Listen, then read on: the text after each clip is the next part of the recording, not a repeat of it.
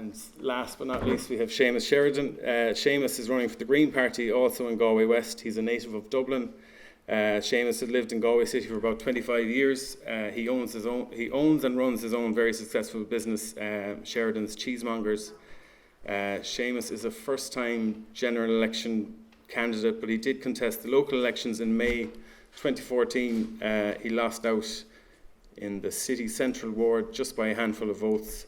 And Séamus is the Green Party's spokesperson on agriculture, food and marine. Good evening, everybody. It's a pleasure to be here.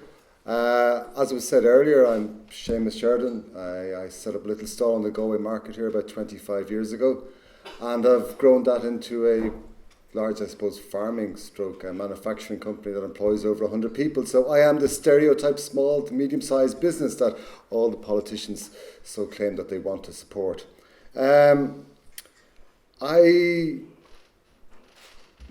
look at my last 20 years in running Sheridan's has brought me into politics kind of through the back door, but what I'm really fascinated by is job creation and how all of us are going to run an economy, particularly over the last 5 years and the next 10 years. And it's about creating balance between inward investment and creating our own indigenous employment, and how, as the Dáil on its job of legislation, how it can encourage a kind of robust and more resilient economy that can go into the future.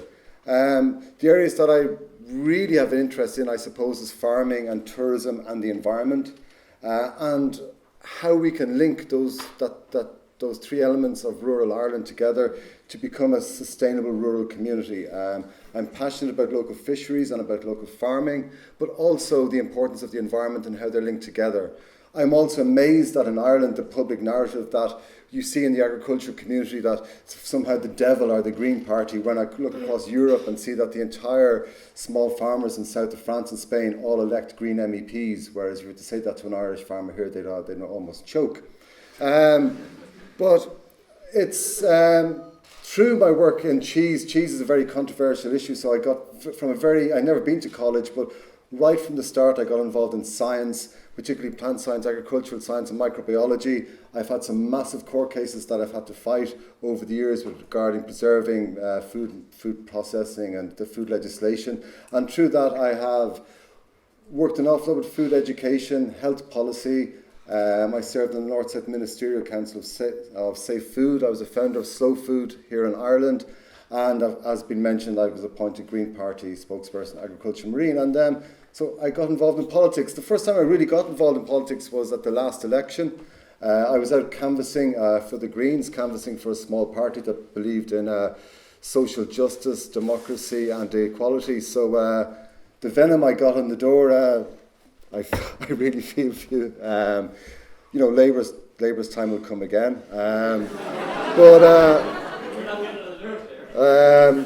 But look, I got in.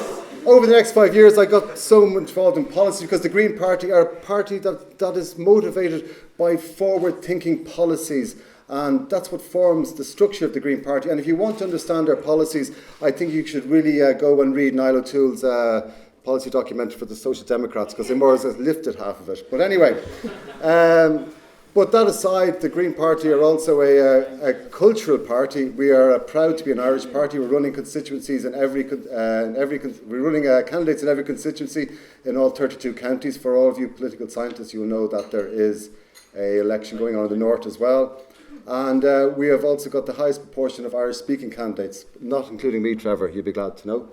And I suppose my last jibe for Renua is that I just want to point out that you can create jobs, pay your taxes and not be in a right-wing party. You can be in the Green Party. Thank you. Séamus?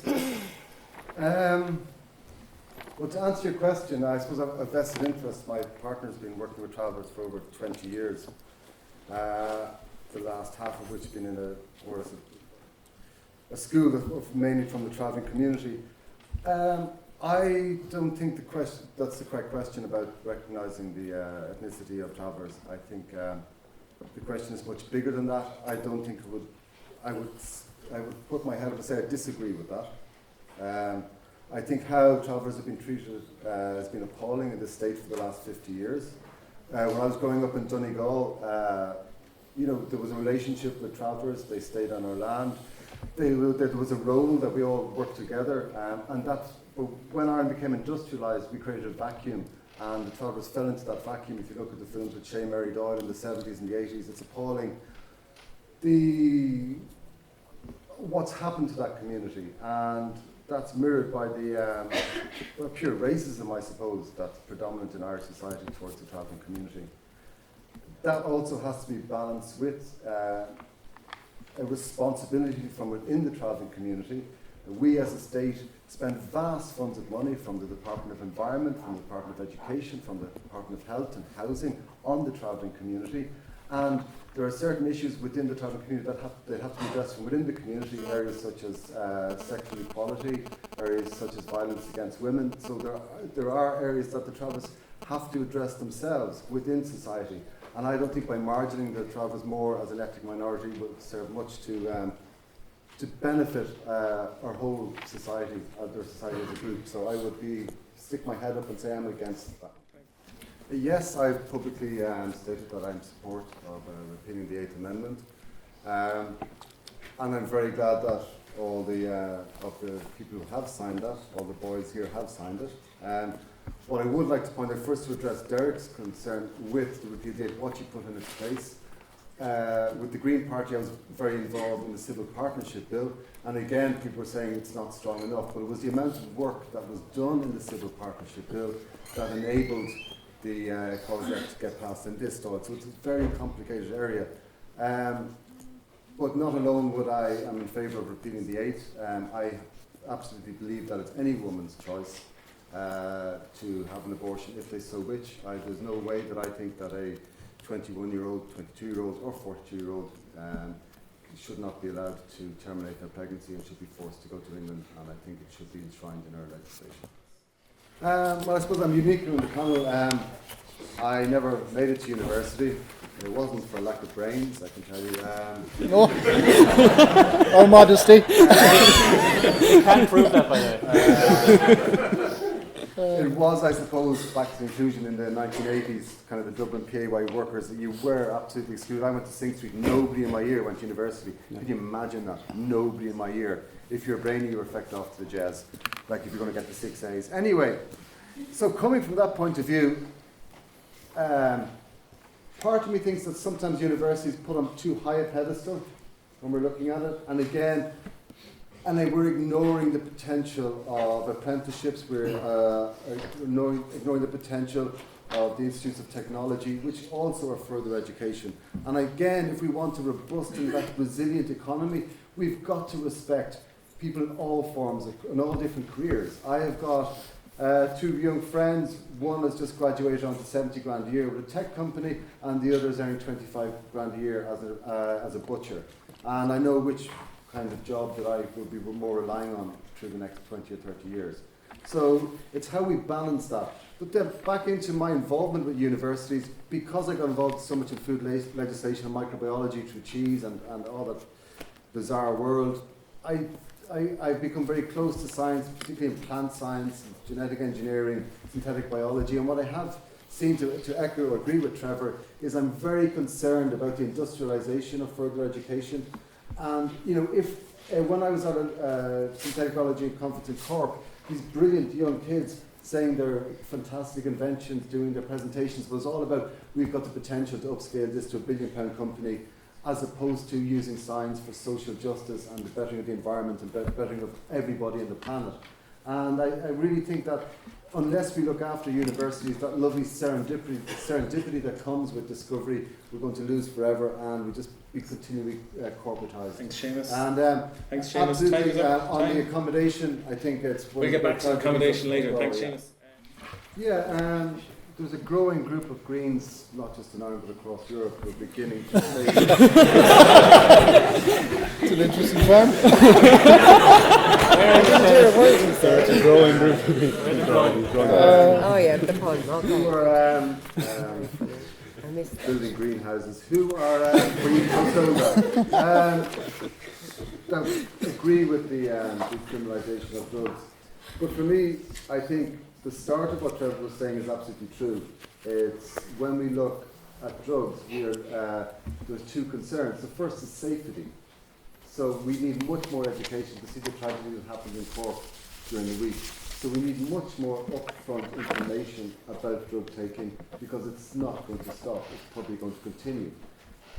But outside that, you have to look at addiction in itself. And I find it odd that we talk about drug addiction without talking about gambling addiction, without talking about porn addiction, without talking about alcohol addiction, without talking about tobacco addiction. Addiction, particularly as our society becomes wealthier insofar as and information technology and access, society is changing a lot. So I do see in the last government, and I do give them credit, they have put an awful lot of work into moving the health service that in these areas that we tackle addiction more than the cause of addiction, because by tackling addiction you eliminate a lot of the worst side of drug dealing. In other words, on-street heroin addiction, and anybody that becomes too addicted to anything. It's kind of difficult if you're kind of students here in your 20s, but as you go to your 30s, 40s, 50s, you become aware of so many more people who suffer so much more forms of addiction, and I think that has to be much more openly discussed as a society. I think the criminality that's involved in supplying drugs, not just in Ireland but throughout the globe, is one of the great scars that we have in society. And I don't have any magic solution, but if legalising drugs was one of those, then I would absolutely support it. Thanks, Séamus. You know, I've often wondered, is the subject of suicide, is it just becoming reported more? But then when you look at the facts that it's not, it's actually, it was growing, particularly in that horrendous time we had in the last 10 years. I think the first thing from looking back at my youth and any interventions that, friends or any dealings you had with the mental services, there was always a way in Ireland that mental health was more clinical. There was the physiological workings of the brain, and that always took precedent over the more lonely people in the medical care, which were like care workers or social workers. So the king was always the clinical psychiatrist who could intervene with drugs, and then below that you had the clinical psychologist, then the psychologist, then the healthcare workers. And I think we have to really look at that system of healthcare and turn around the way we treat mental health in Ireland. From suicide prevention for young people, I really don't know what is the solution. We seem definitely to be in a more caring society. We have got social media. People do seem to be able to communicate with each other more. But yet, when you see the helicopter coming down the curb constantly, it's just such a tragedy. Do I have any solutions? I wish I did. I think in the colleges here, I know I have friends having full-time psychotherapists who you can go to discuss is very, very good. Do I have any solutions to it? I don't, other than that we all just care for each other an awful lot more. Yeah, I agree with both speakers very, very much. I think in a way it's the most difficult problem that's facing Western society at the moment. I'm an internationalist. I believe in the freedom of every citizen on this planet to travel where they want to travel and work where they want to work. And for me, it's one of my core values. When I look at us very wealthy Westerners discussing the rights of other people, or the paltry amount we give to foreign aid, when you look at the wages, the $1 or $2 a day or a week that produces 95% of everything we consume, from our orange juice, from the clothes we wear, our socks, our shoes, our televisions, the appalling conditions that people around the planet are forced to work in to keep us rich Westerners to keep us living the way we believe we have a right to, is one of the fundamental questions that we as a planet have to address. And the idea that we think that we can keep people in direct provisions and not letting them work is an absolute disgrace, and I totally agree with the last two speakers. Thanks, Séamus. And finally,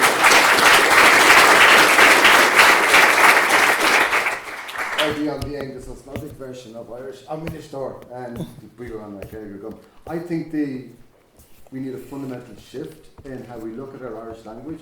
I think the idea of the amount of money we spend, I'm not going to say waste, we spend on all our translations and all our government services in protecting Irish, which is very valid. That's a fallacy, Séamus, in fairness. By the way, I'm just giving a political answer. Would that not be better spent in encouraging Irish to be spoken within our communities and fostering and nurturing it as a native tongue, rather than this kind of state-enforced Irish that we have through education and in policy? That's just a question I have for the audience. Thanks, Séamus. Oh, I'm torn between Niall and Derek. I'm not sure. What do we do to you? No, but sorry, about any party on the left, I would, you know, I would always support. That's always been my natural inclination. I would, part of me would have an admiration for how the Social Democrats have set it, but there's always that piece of me that's a bit of Labour. Okay, Niall? Well, why should you vote for me? First of all, I've come to politics not because I'm looking for a job. I have a job, but I believe that there's a role to play in politics. I think it's very honourable that every single person is putting themselves forward here. I think from the way politics has been treated, particularly in Ireland over the last 10 years, has led to a lot of people disengaging with it. As I said earlier, I stand for a clean, healthy environment, for social justice, not just social justice in Ireland, but social justice all over the planet. And I suppose the reason I got into politics, you know, I was questioning, like, should I run for politics? Is it an honourable thing to do? And it was Dara's journalism in the Galway media that said, yes, do you know something? Politics is for me. I'm going to put my head forward. So thank you, Dara. Without you, I wouldn't be running. Okay, we said no bullshit. We said no bullshit.